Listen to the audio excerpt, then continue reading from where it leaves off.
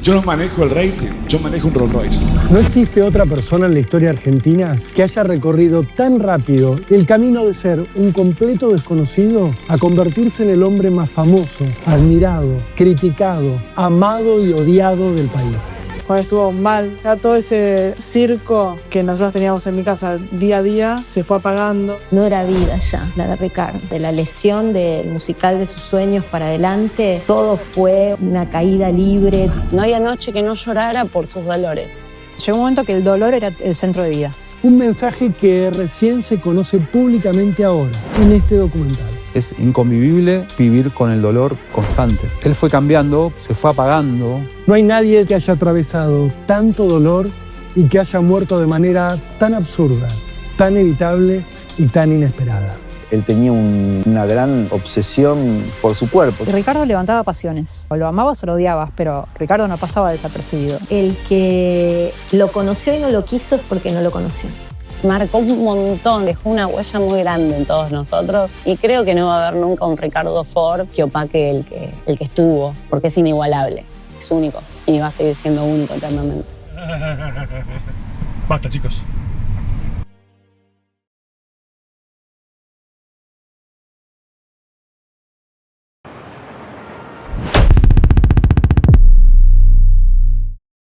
El siguiente podcast está basado en hechos reales. Muchos de los casos aquí presentados aún permanecen sin resolverse. Todas las opiniones, conjeturas o hipótesis expuestas a lo largo de los episodios no constituyen en ningún caso acusaciones formales hacia los individuos mencionados. No existe otra persona en la historia argentina que haya recorrido tan rápido y de forma tan vistosa y costosa el camino de ser un completo desconocido a convertirse en el hombre más famoso, admirado, criticado, amado y odiado del país. Me parece que voy a llamar a la bruja para ver cuál es la siguiente boludez que van a hacer ustedes para seguir hablando de Ricardo Ford. No existe nadie que haya estado tan solo, estando tan acompañado, con tanto público mirando. No hay nadie que se haya sentido tan desamparado mientras pedía que lo filmaran las 24 horas. No hay nadie que haya necesitado tanta compañía y tantos excesos para esconder tanta tristeza. Era muy esporádico, era muy cariñoso, pero a su manera. A él no le alcanzaba el amor de nadie. Él necesitaba del público. Y también era un hombre que tapaba todo eso con el despliegue, voy a decir circense, pero por ponerlo en una metáfora, si querés. Vos entrabas a la casa de Ricardo y nunca había menos de 10 personas. Nunca. Y había otras ciertas cosas que yo pensaba que eran la normativa de la gente, como tener un boliche diario en mi casa. La verdad es que solo lo he visto muy pocas veces. Pero sí, él necesitaba que no estar solo, sí. Él no le gustaba la soledad. Era una persona que necesitaba cariño de público, sea quien sea. Sea quien sea. Y a donde lo invitaban, él iba. No hay nadie tan recordado que haya sentido tanto miedo a ser olvidado. Nadie que haya vuelto tantas veces en forma de videos virales, de memes, de homenajes, de estampitas. Nadie que haya atravesado tanto dolor y que haya muerto de manera tan absurda, tan evitable y tan inesperada. No había noche que no llorara por sus dolores. Nunca en mi vida vi a nadie sufrir los dolores físicos que yo le vi sufrir a Ricardo. Nunca. El tipo la está pasando mal 24 horas al día. Ricardo no dormía. Ricardo Aníbal Ford nació en 1968 en Buenos Aires, en una familia millonaria que manejaba el emporio de los chocolates ricos y baratos, la empresa Felford, fundada en 1912 en el barrio porteño de Almagro por su abuelo, Felipe Ford. Su papá, Carlos Augusto Ford, manejaba la empresa desde 1963, 5 años antes de su nacimiento, y mantenía una relación bastante distante con él. El hombre había asumido prematuramente el cargo que en realidad hubiera correspondido a su hermano mayor, quien había perdido la vida en un supuesto suicidio jamás aclarado del todo, en una de las primeras grandes tragedias y enigmas de la familia.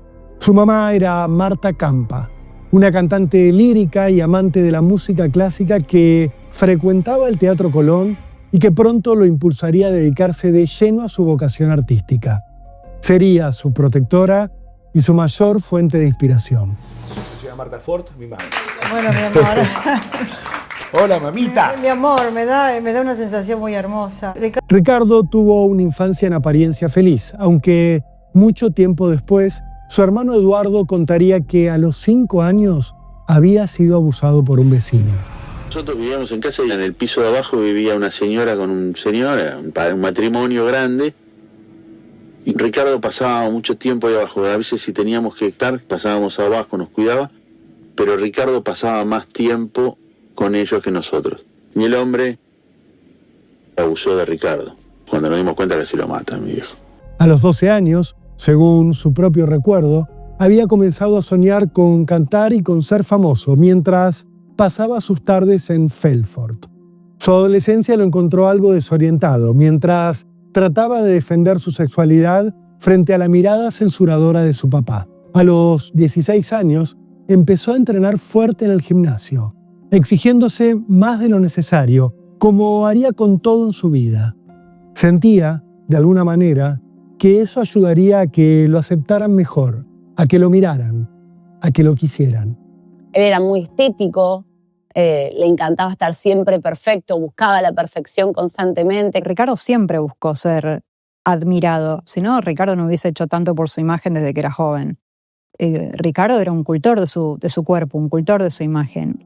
Esa afición por entrenar con más peso del recomendado terminaría pasándole una factura demasiado cara a su espalda. Pero el gimnasio era, para él, un escape hacia su libertad. Recién terminado el colegio, Ricardo se mudó a los Estados Unidos, primero a Los Ángeles y después a su amada Miami, a donde viviría 15 años.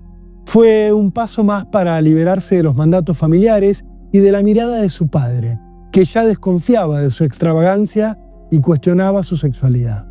Ricardo iba y venía de Buenos Aires, a donde una noche conocería a Guido Zuller en el boliche Bunker, para iniciar una relación clandestina que mantendrían oculta durante mucho tiempo.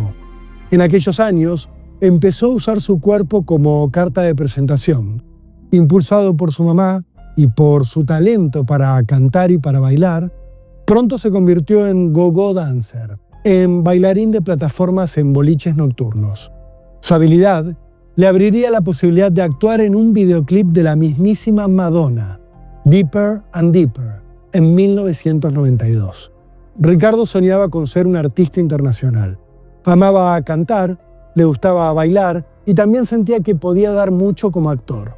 Apenas juntó un poco de experiencia, a fines de los 90 grabó su primera canción, No Volverás, que acompañaría con un videoclip en el que se lo veía con barba candado, con sus primeros tatuajes y con poca ropa.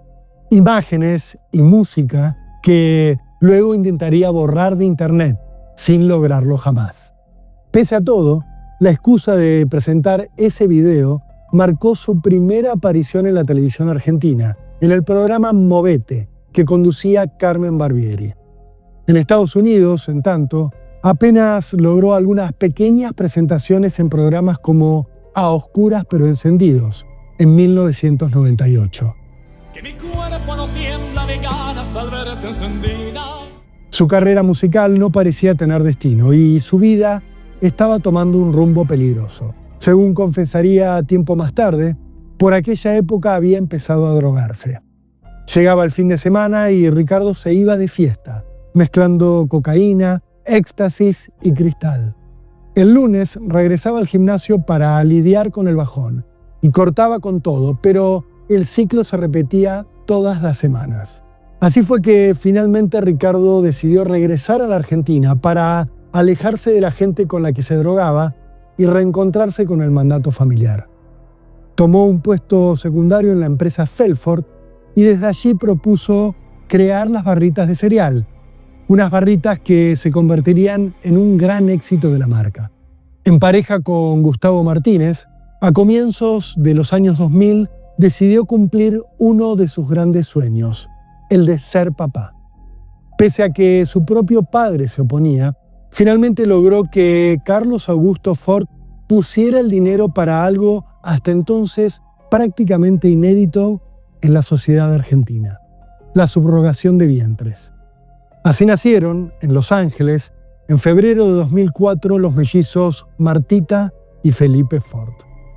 Marta y Felipe son los primeros hijos monoparentales de Latinoamérica. Los primeros.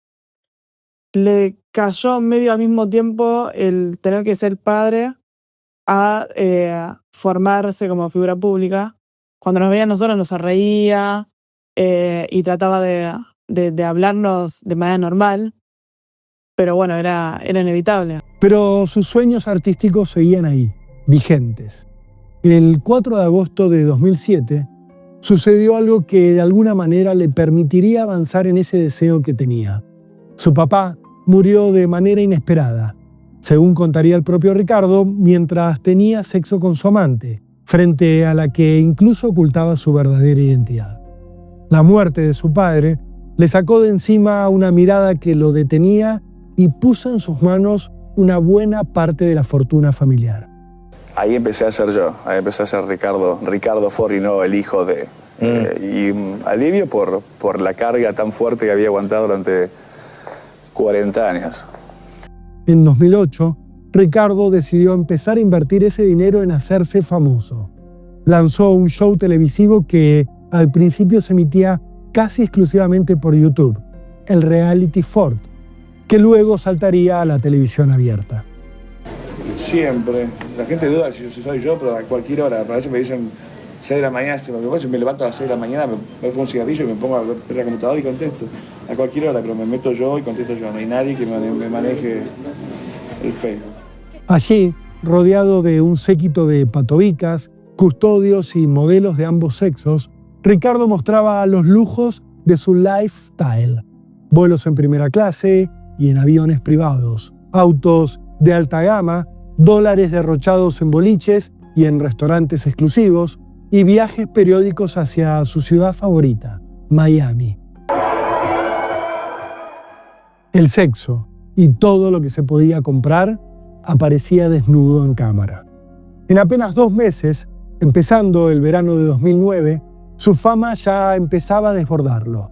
Una cámara bien acomodada lo captó en Brasil, en lo que parecían ser unas vacaciones de amor con la modelo Celina Rucci. Su cuerpo trabajado y tatuado se acoplaba perfecto con las curvas de la mujer, aunque todo terminaría en un escándalo que le daría aún más fama. Un audio filtrado sugería que le había pagado $30.000 para que fingiera ser su novia. Su nombre comenzó a repetirse en los programas de América TV. Infama, el ciclo conducido por Santiago del Moro y protagonizado por Marina Calabró, comenzó a tenerlo como visitante permanente. Ricardo financiaba con su propio bolsillo los móviles en vivo que emitían su figura desde Nueva York, desde Miami o desde cualquier lugar del mundo donde se encontrara. Ricardo Ford es el hombre que todas queremos tener. Un hombre rodeado de bombones y chocolates y golosinas. Mirá. Parece una estrella de Hollywood, es Ricardo Ford. Su figura también se repetiría en Animales Sueltos, el ciclo de Alejandro Fantino. Sus Rolex relucían junto a sus pieles y a las luces de sus Rolls Royce, que provocaban una mezcla de envidia y admiración pocas veces vistas. Todo el tiempo él era noticia y todo el tiempo estábamos consultándolo sobre algo que tenía que ver o con su salud, o con su familia, o con algún escándalo, o con alguna pelea, o con algo. Entonces era tenerlo a tiro de teléfono todo el tiempo, ¿viste? O sea, que yo sabía que él era conocido, no sabía, obviamente, a qué nivel o bien por qué, ¿no? Porque yo, qué sé yo, era mi papá. Y Ricardo levantaba pasiones, ¿entendés? O sea, o lo amabas o lo odiabas, pero Ricardo no pasaba desapercibido. Ricardo era magnético. Pero ni aún así lograba engañar a la soledad que vivía en él. En los únicos momentos donde quizás tenía como esa conexión directa sin tanta cosa, era más tipo 3, 4 de la mañana.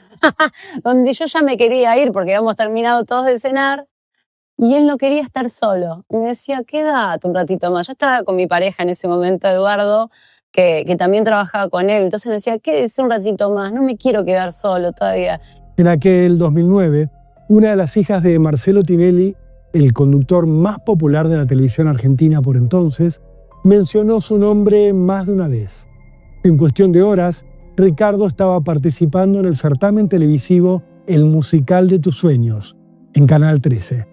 Fue allí donde, una noche de baile, empezó su final. Un paso, una figura, una torcedura le provocaron una lesión en la rodilla izquierda. Como casi todo en su vida, menos su soledad, el momento de la lesión fue transmitido en vivo y en directo, grabado y repetido decenas de veces. Allí se ve a Ricardo dolorido, rodeado por un séquito en el que ya aparecía la vedette Virginia Gallardo y asistido por un kinesiólogo frente a la atenta mirada de Marcelo Tinelli. Aparte lo veíamos porque veíamos cómo él se apretaba la herida y le salía pus. Ricardo terminaría saliendo subcampeón del Musical de Tus Sueños. ¡Lista! ¡Ricardo! Tras una final en la que no pudo bailar por su lesión y donde fue reemplazado por el diseñador de modas Jorge Ibáñez frente a quien sería la ganadora, Silvina Escudero. Aún derrotado, ya era una mega estrella de la televisión. Se había convertido en el auténtico protagonista del programa, con shows que lo tenían como figura absoluta de cada emisión. Pero el esfuerzo, la falta de reposo y la falta de un tratamiento adecuado marcarían sus siguientes pasos y su destino. Ricardo ya estaba acostumbrado a las cirugías. Se había operado la cara para retocarse los pómulos y colocarse una prótesis en la pera. También se dijo que se había hecho un extraño procedimiento para implantarse 5 centímetros de altura en los talones. Pero nunca había tenido que entrar a un quirófano para tratarse de una afección, como le ocurría ahora con su rodilla izquierda. Él tenía una gran obsesión por su cuerpo. Y él siempre decía, o sea, mi cuerpo fue mi orgullo toda la vida y medía cada centímetro de su cuerpo que estuviese perfecto. A partir de esta lesión, las intervenciones médicas comenzarían a ser parte de su rutina. En total, sumaría 27 a lo largo de su vida. Los dolores físicos se hicieron una constante en su día a día, en parte porque su lesión nunca se curaba y en parte porque los problemas de su rodilla izquierda comenzaban a afectar su espalda. No era vida ya, la de Ricardo. No era vida. De la lesión del Musical de Sus Sueños para adelante, todo fue una caída libre, todo fue para peor Pero él internamente sabía que estaba mal y nosotros también sabíamos que estaba mal. Y bueno, y en la diaria yo a veces lo miraba y decía, no puede más de dolores. Resignado a una tristeza interminable que lo acompañaba siempre, al sufrimiento del cuerpo, Ricardo lo intentaba calmar con drogas cada vez más fuertes. A los anabólicos que frecuentaba para darle forma a su físico, comenzó a sumarle inyecciones de corticoides, a consumir ketorolac como si fueran caramelos y a administrarse distintas formas de morfina para calmar los dolores. Se inyectaba en soledad para poder vivir en público. Desde ese episodio de la rodilla no lo recuerdo sin dolor. Y eso también trastocó su personalidad y eso también lo convirtió en otro. Quizá el Ricardo menos luminoso, el más oscuro, el más, vamos a decir, controversial. Ese no era Ricardo. Era el que ya no podía más y el que el dolor había transformado en otra cosa. Él estaba con cosas extremas, que son para dolores de cáncer terminales, y ni aún así se frenaba el dolor. Y el dolor lo manejaba como podía. Lo manejaba con dosis de morfina, algunas prescriptas, otras calculo que no, con ketorolac a mansalva, a veces con aspirina para compensar estos déficits de cortisol, para estar, up. El verano de 2010 lo encontró ya convertido en figura nacional. Financiado por él mismo, el viernes 22 de enero, a las 22, estrenó su obra musical en el Teatro Diagonal de Mar del Plata, en plena temporada. El espectáculo se llamaba Fortuna, y además de Ricardo, que encarnaba a un millonario derrochón que eludía los controles de su madre, en el elenco estaban Adriana Salgueiro, Carolina Papaleo, Anabel Cherubito, Claudia Fernández y quien se mostraba como su pareja, Virginia Gallardo. Las funciones, desde el minuto 1, se hicieron con entradas agotadas. El éxito le daría la posibilidad de convertirse ese mismo año en jurado del programa Bailando por un Sueño, conducido también por Marcelo Tinelli. Era el centro de todo lo que ocurría ahí. Cada polémica, cada situación cómica y cada momento emotivo tenían que ver con él. Por allí desfilarían distintas mujeres en un casting para convertirse en su novia. Y también harían apariciones frecuentes los integrantes de su entorno. Desde sus guardaespaldas, como el famosísimo Dani La Muerte o el estoico Tito Esperanza, hasta modelos masculinos de todo tipo. Eran los gatos de Ford. Ese año tomó una de las decisiones que más arrepentimiento le generarían. Mal aconsejado, resolvió operarse la espalda por primera vez para tratar de aliviarse los dolores. Todo fue peor. El 12 de marzo de aquel 2010 fue sometido a una cirugía de 9 horas donde le colocaron 6 tornillos de titanio y además 2 espaciadores que evitaban la compresión y así aliviaban el nervio ciático de su pierna izquierda. Los dolores no solo no cesaron, sino que se incrementaron, al punto que el 10 de junio de ese mismo año terminó internado por el sufrimiento que le provocaba su columna. Fue con, Me arrepiento con... de haberme operado, de operador de la columna. Se opera. ¿Pero había otra Jamás. posibilidad, Ricardo? Cubrir el dolor con morfina. Y pero no podés vivir Pero así. yo estoy tomando morfina ahora.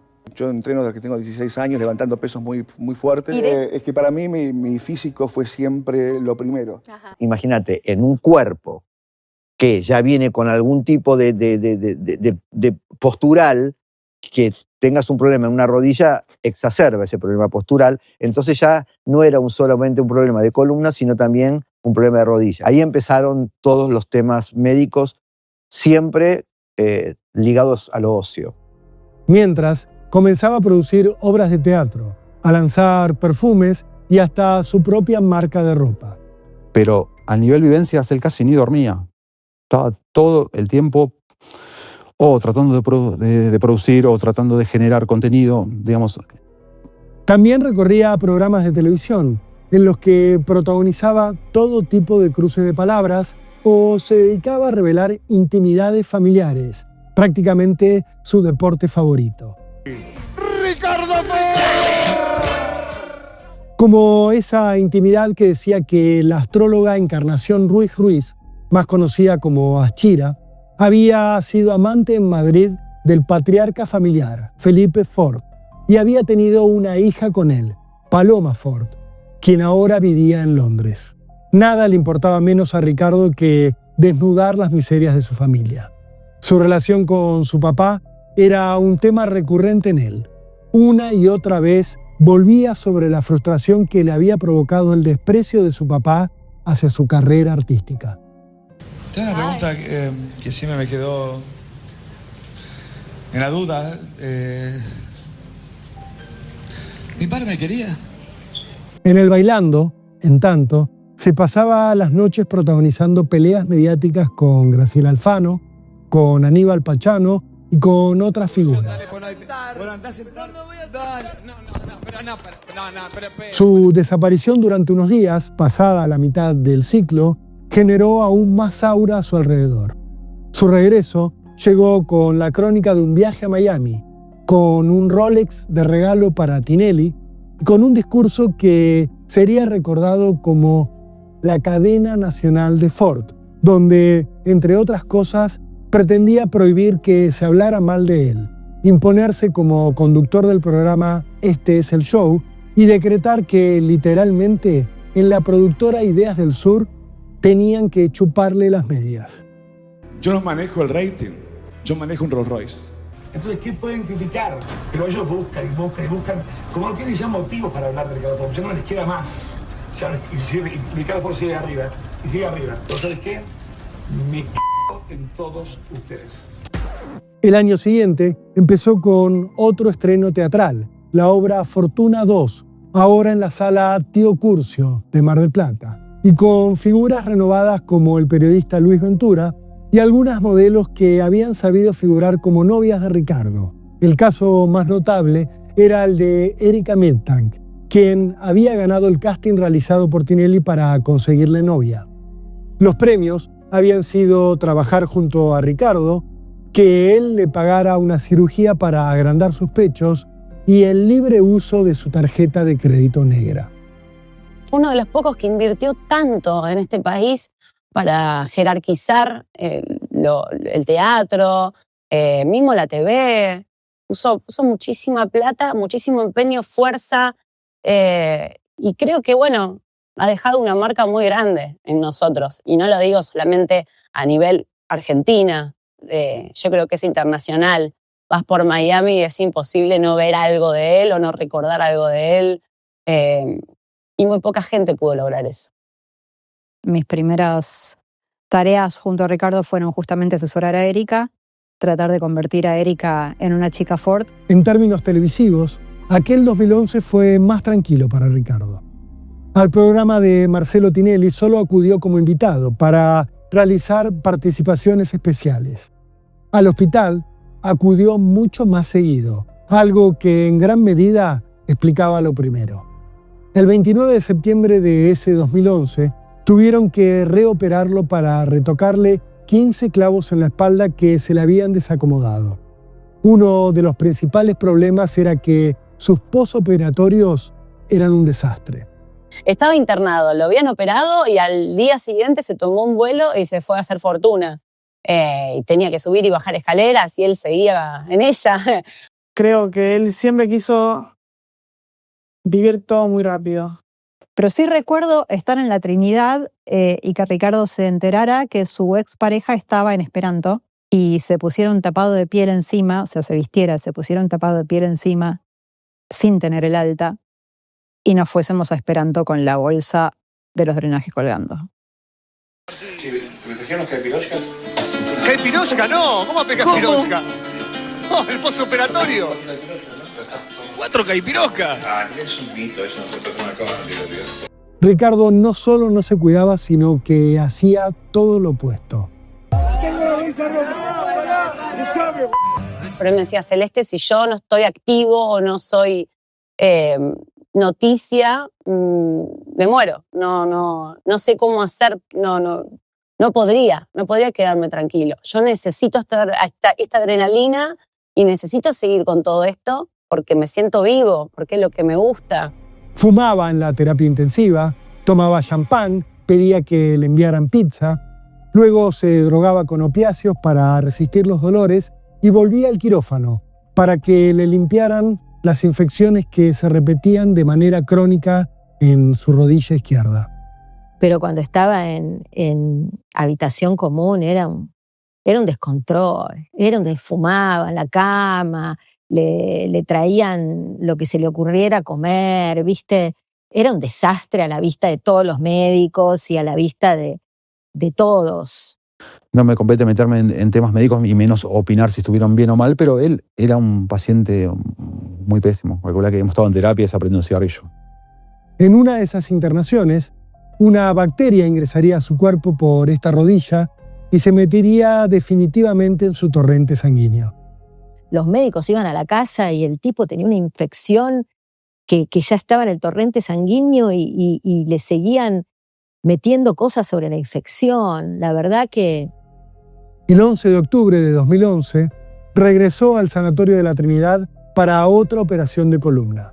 Allí, en plena intervención, sufrió un paro cardíaco del que se recuperó por muy poco, cuando ya empezaba a ver la luz. En un quirófano, justamente por el tema de la columna, casi se muere. Yo pensé que esa no la pasaba. Estuvo en paro. Te digo, los médicos nos daban el peor de los pronósticos. La muerte estaba llamando a su puerta, pero él no la escuchaba. Actuaba como si fuera inmortal. Tuvo un paro de no sé cuántos minutos en el quirófano por la columna. La úlcera duodenal perforada, se muere, no se muere. Yo tengo como la duda de si él se creía inmortal o si ya tenía tan aceptado que iba a fallecer joven como él siempre decía que no le importaba. Convertido ya en ícono pop, Ricardo encaró el año siguiente de otra forma. Su imagen, sus frases, sus hábitos comenzaban ya a transformarse en secuencias virales, inolvidables, en parte de nuestro lenguaje y de nuestro imaginario. Opa, ¡mamá! ¡Sacá la nueva de ahí, carajo! No, estoy con el fan nada más. Acaba de cortar la electricidad porque metiste un cuchillo ahí que después queda electrificada, loca. Ah, bueno, no importa. Hay algo que morir. No te puedo creer. Saqué el fan, Ricardo. Mamá, cortaste toda la luz, tocaste algo con el Sí, que toqué ahí.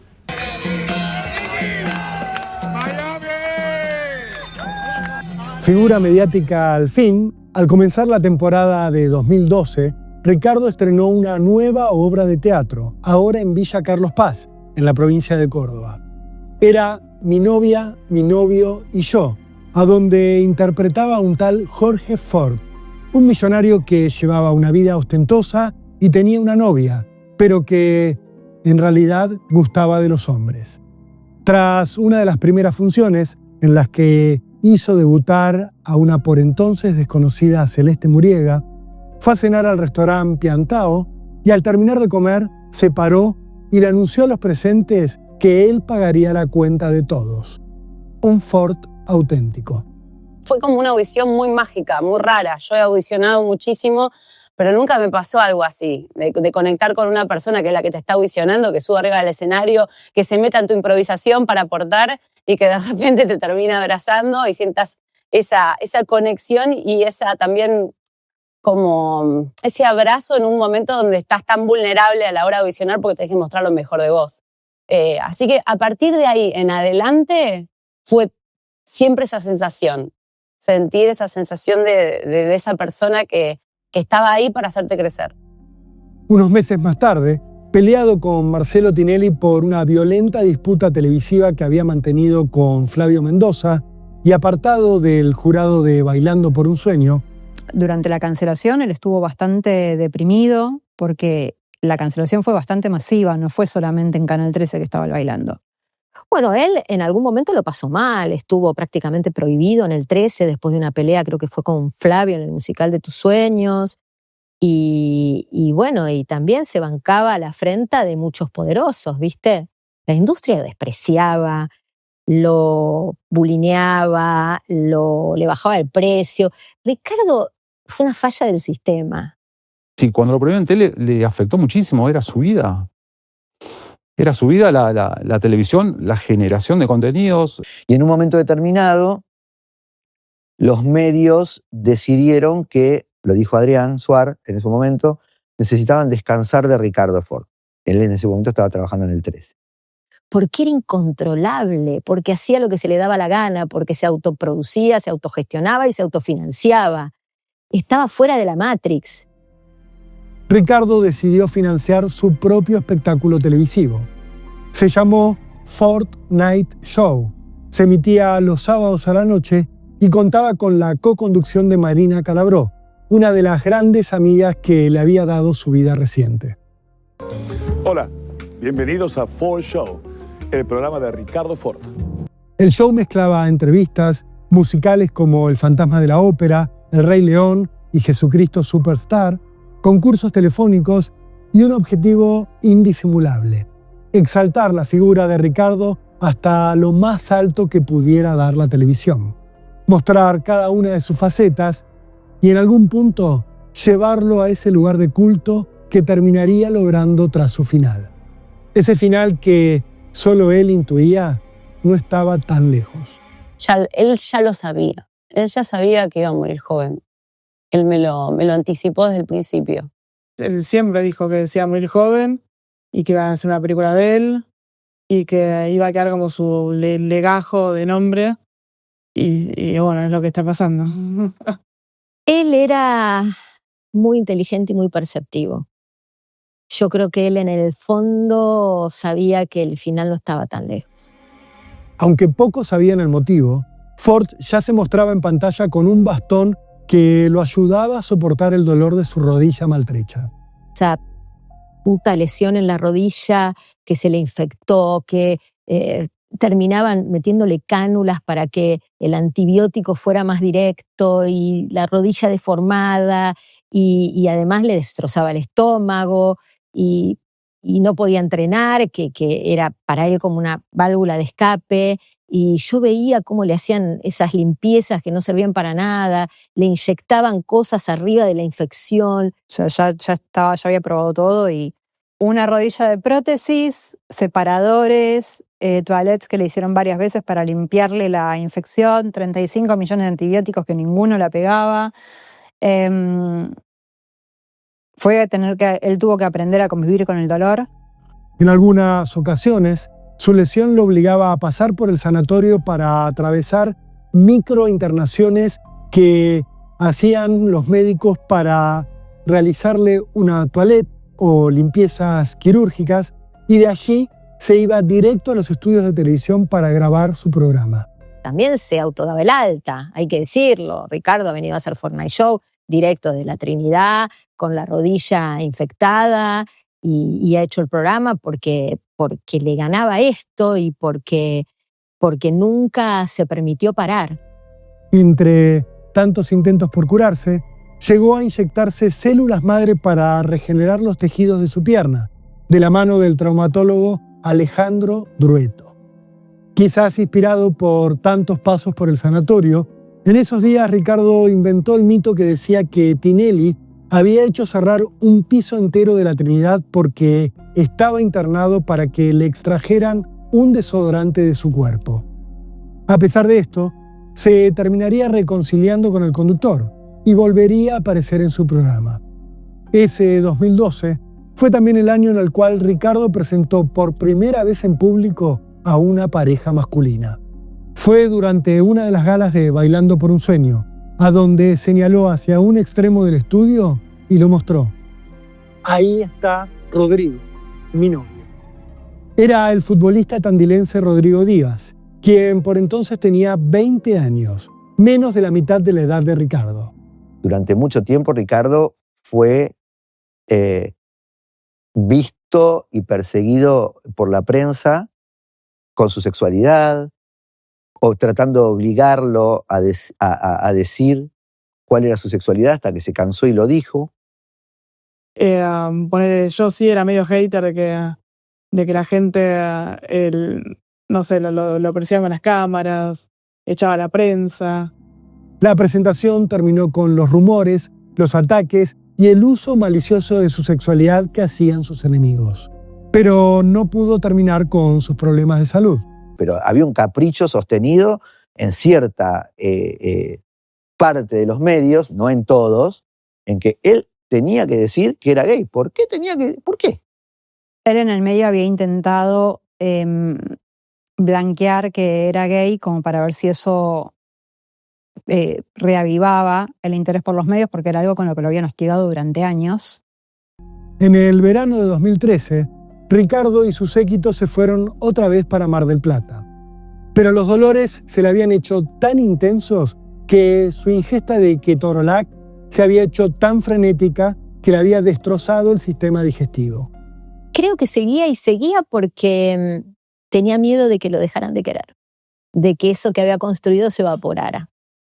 La realidad es que él nunca consideró que tenía que frenar en algo por sus dolores o por su físico, por sus problemas.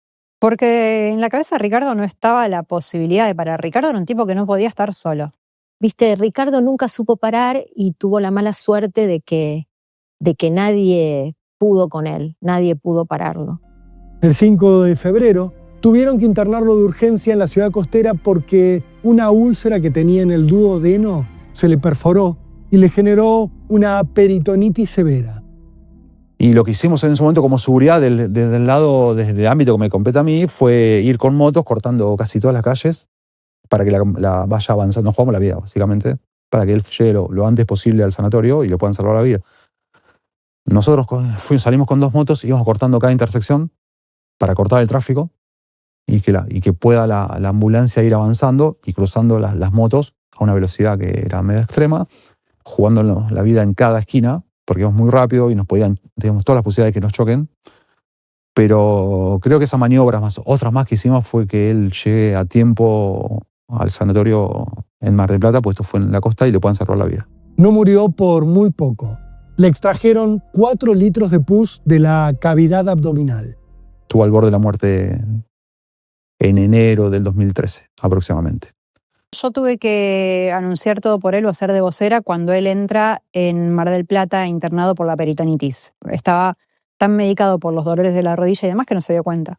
Hasta que me dijeron, Natalia, vení porque no la cuenta. Y ahí le habían sacado 4 litros de líquido suelto. Y lo que el médico decía era que en una situación como la suya, la gente no suele sobrevivir a más de 500 centímetros cúbicos.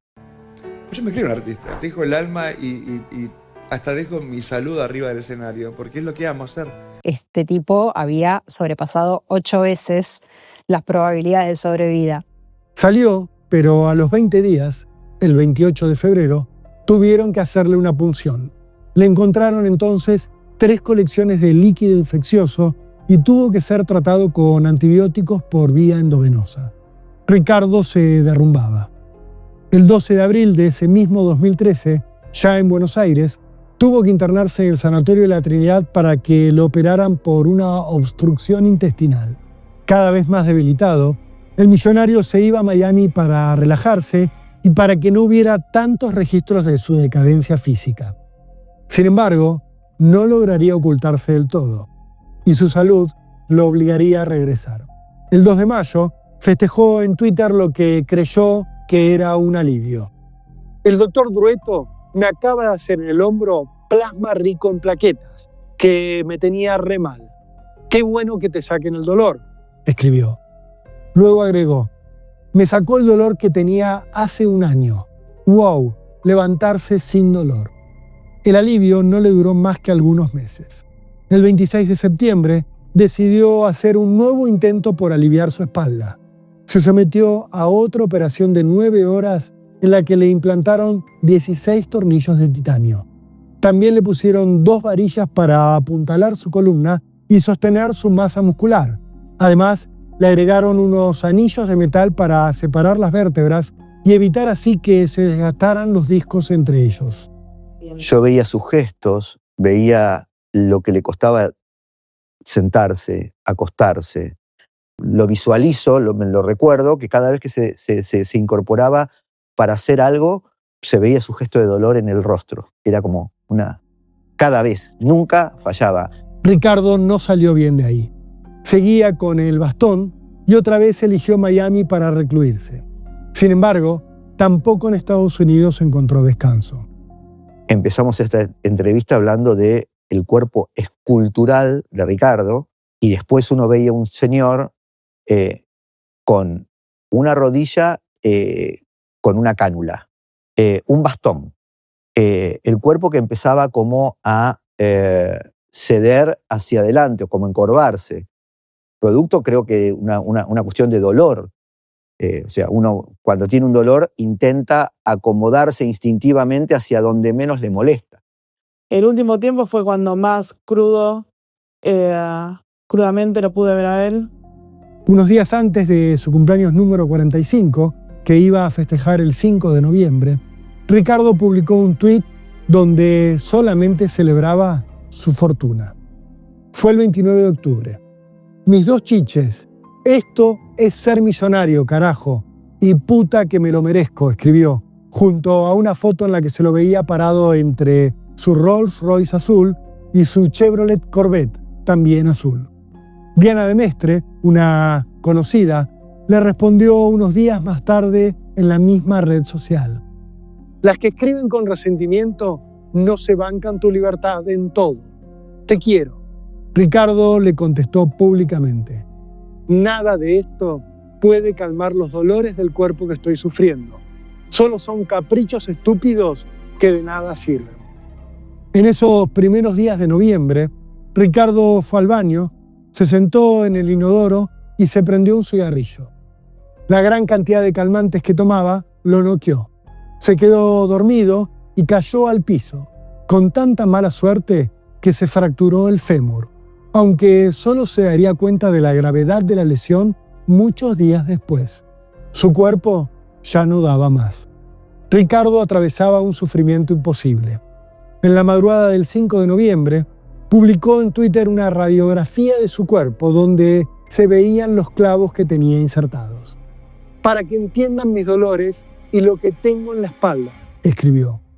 Una seguidora le preguntó si nunca le habían informado que la operación podía derivar en tantos padecimientos.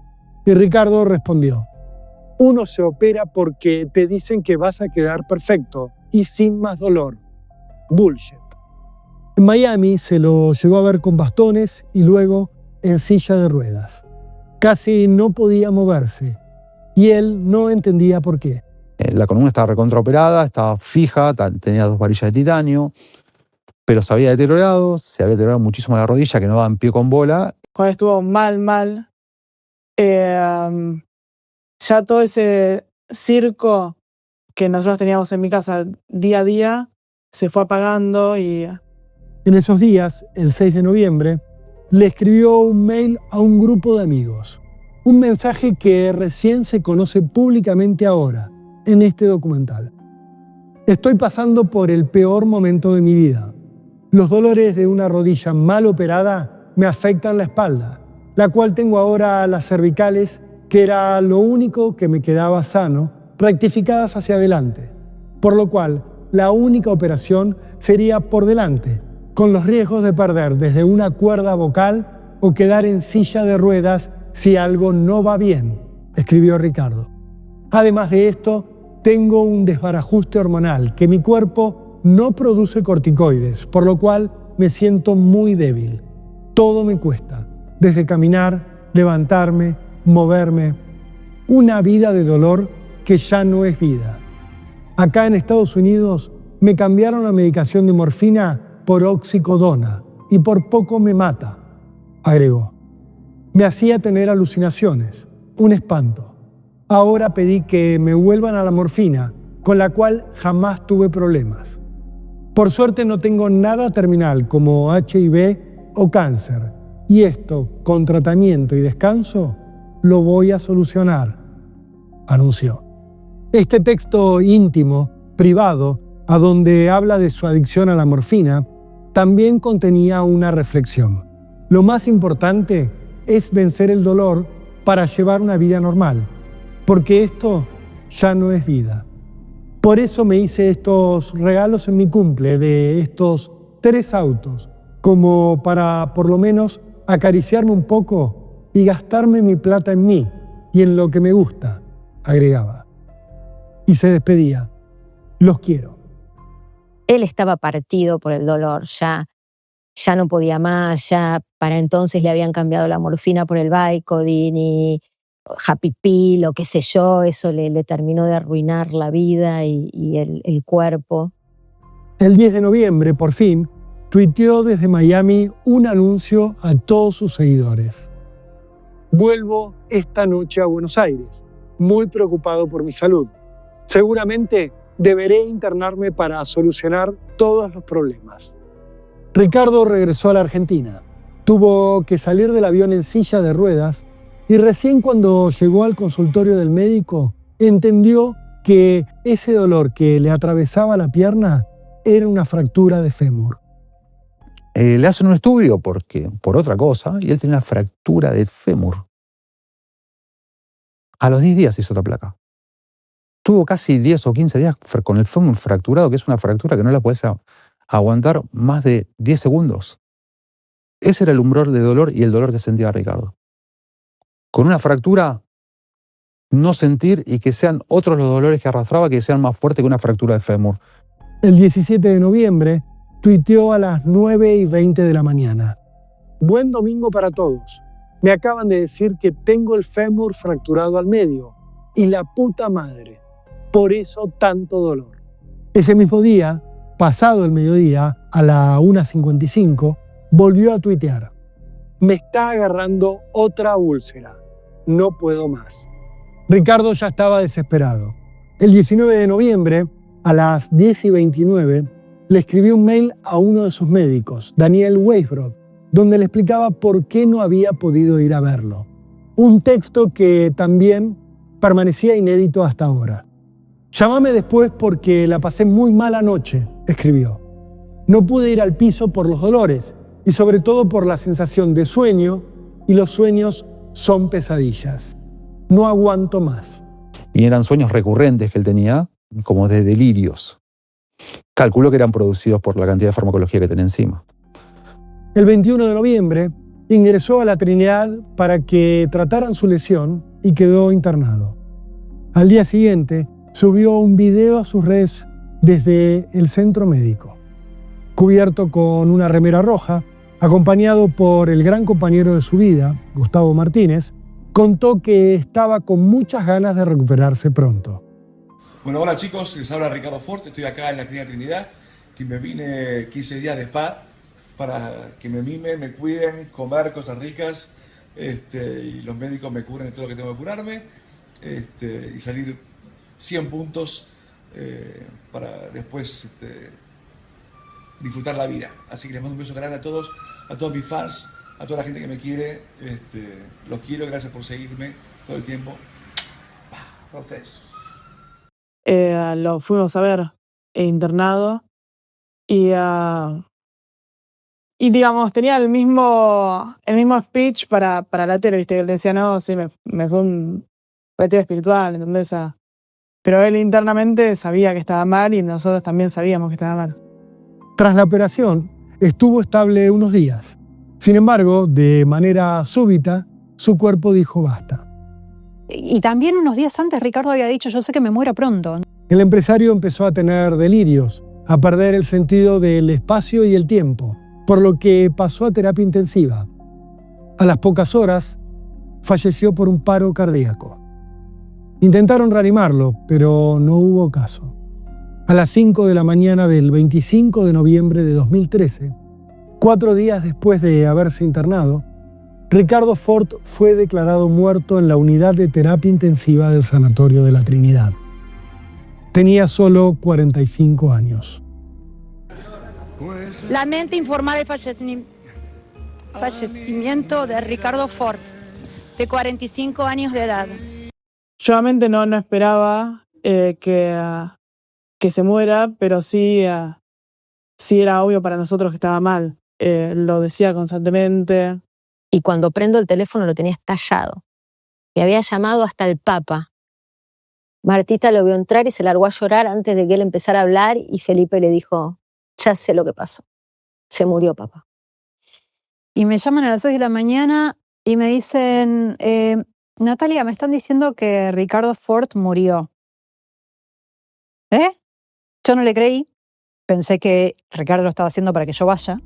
La muerte de Ricardo provocó una conmoción nacional que derivó en una larga serie de homenajes y de reconocimientos. Su figura comenzaba a convertirse en ícono mientras una estrecha lista de 9 personas lo despedía en la casa velatoria ubicada en Avenida Córdoba 3677. De allí lo trasladaron para una ceremonia de entierro, también íntima, en el Memorial Jardín de Paz de Pilar. Su lápida recién se vería en público 10 años más tarde, por una publicación en Instagram de su hija Martita. En paralelo, la familia decidió demandar al sanatorio por mala praxis. El juez Diego Slupski ordenó una autopsia y secuestró la historia clínica de Ricardo. El estudio sobre las causas de su muerte, que como todo en su vida fue filmado, se hizo el 5 de diciembre de aquel 2013. Los primeros resultados forenses indicaron que tenía un cuadro infeccioso generalizado, con un foco central en esa rodilla que se había roto en el programa de Tinelli y que nunca se había tratado bien en su afán por aprovechar el momento y seguir trabajando en los medios. Fue tan inesperado el desenlace de Ricardo que la familia tuvo una discusión con los médicos y decidieron hacer la autopsia porque no sabíamos de que había fallecido. Ese es el tema. Que era un paciente difícil. Muchos pacientes son difíciles. Eso no quiere decir que pierdan la vida. Pero un médico tiene que tener la dignidad de estar a la altura de su responsabilidad y si no podés con el paciente, irte. Y ahí no se iba nadie porque había mucha guita. Mucha guita. Yo la vi. Yo vi como cada médico que se iba de esa casa se llevaba un toco así. Yo no sé si Ricardo hubiese sobrevivido, pero sí creo que los médicos tendrían que haber tenido la humildad de decir yo no puedo con este tipo, mejor se lo derivo a alguien que sí pueda, que tenga otro carácter, no sé, pero mientras tanto le seguían facturando. Los peritos de parte, en cambio, hablaban de errores y omisiones en el tratamiento que había recibido el paciente en su rodilla y en su columna.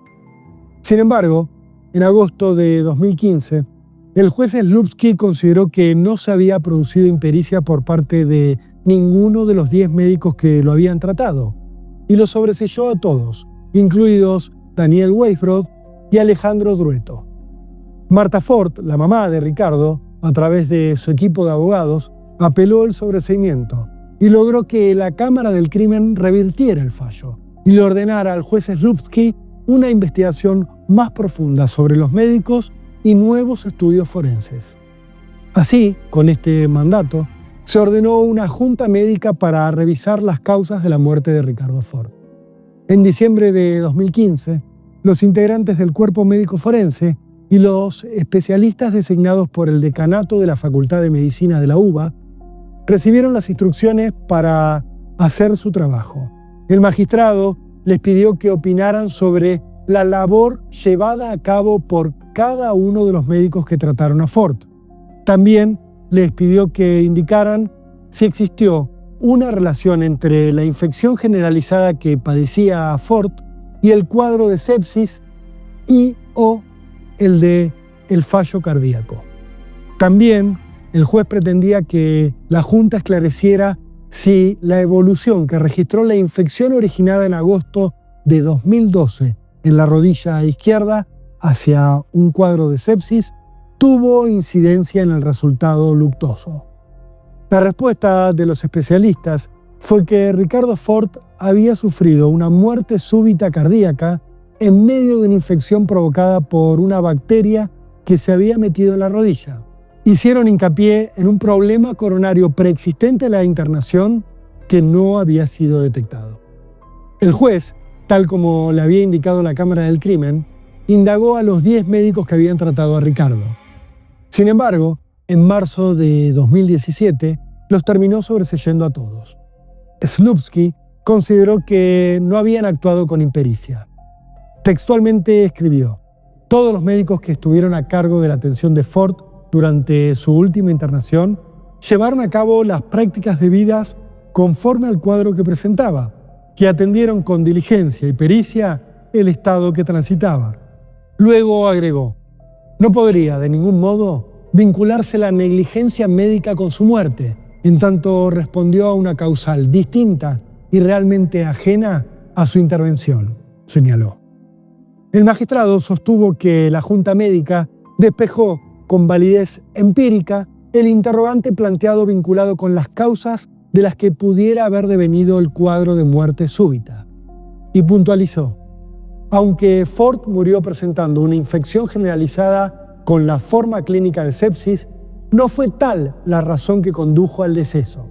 Murió de manera súbita y a raíz de una obstrucción coronaria que determinó la génesis de una arritmia irreversible.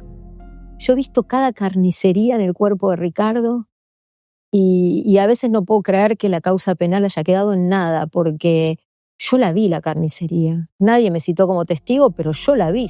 La familia Ford volvió a apelar el fallo, sosteniendo que los informes médicos que había en el expediente eran antagónicos. Mientras se discutía su apelación, el 6 de febrero de 2018 murió la periodista Débora Pérez Volpin en el mismo sanatorio que Ricardo, el de la Trinidad, mientras le hacían a esta mujer una endoscopía de rutina. De inmediato, Eduardo Ford, hermano mayor de Ricardo, se volcó a Twitter para compartir posteos que destacaban algunas presuntas similitudes entre el caso de la periodista y el de Ricardo. Luego escribió: ¿y ahora qué mentira van a decir? ¿Con qué mentira lo van a tapar? Pasaron unos días y uno de los médicos que habían tratado a Pérez Volpin indicó que no había acto médico desprovisto de riesgo.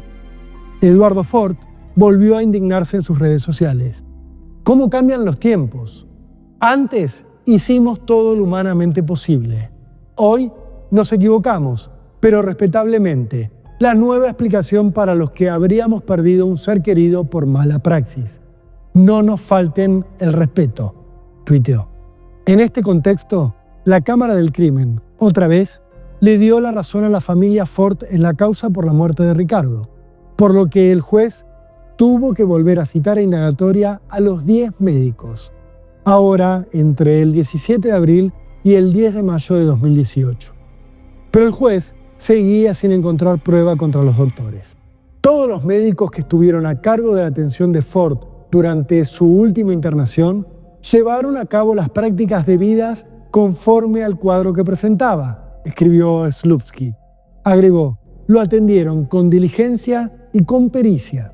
La querella insistió con acusar a 2 de los médicos, pero la Cámara terminó por sobreseerlos en octubre de 2018. Los camaristas Rodolfo Pocielo Argerich y Ricardo Pinto firmaron el fallo que finalmente ratificó que la enfermedad coronaria que había desencadenado la muerte de Fort resultaba desconocida e imposible de prever para los médicos que lo trataron, y recién salió a la luz en el marco de la autopsia. Por ese motivo, señalaron los camaristas, no es posible seguir avanzando en línea con el reproche de la querella. Para mí la sentencia fue injusta. Sí, yo creo que hubo un montón de negligencia. La causa judicial por mala praxis quedó así definitivamente enterrada, tanto en lo que hacían los médicos como en lo que tenía que ver con el sanatorio de la Trinidad. La figura de Ricardo Fort, en cambio, no paró de crecer. A su pérdida la siguió la de Gustavo Martínez, su fiel compañero que había quedado al cuidado de sus hijos. El hombre se suicidó el 16 de febrero de 2022. La tristeza de su final recordó a todos esa soledad imposible que había acompañado a Ricardo durante gran parte de su vida. Esa que terminó entregando en el altar del reconocimiento público sin imaginar que se iba a convertir así en un auténtico ícono inmortal. Yo me di cuenta que él se iba a convertir en un fenómeno el día que murió. No sé si él se hubiera imaginado tanto hasta el día de hoy. Yo vengo de un padre súper mediático, súper polémico, que yo creo que recién ahora, y con suerte, se le empezó como a entender. Siento que él siempre buscó ese reconocimiento artístico que no tuvo y que quizás lo logró después de su partida. Esa trascendencia temporal que tiene Ricardo, yo no se la he visto a nadie. Me parece que lo logró. Lo lograste, amigo. Creo que lo logró.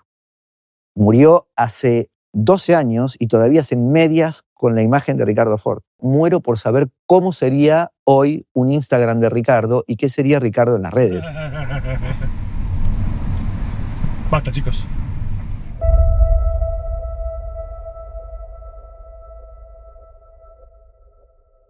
Esto es Barbano en Hechos Reales, un documental de Resumido. Si querés saber cuándo aparece cada nuevo capítulo, suscríbete a nuestro canal de YouTube.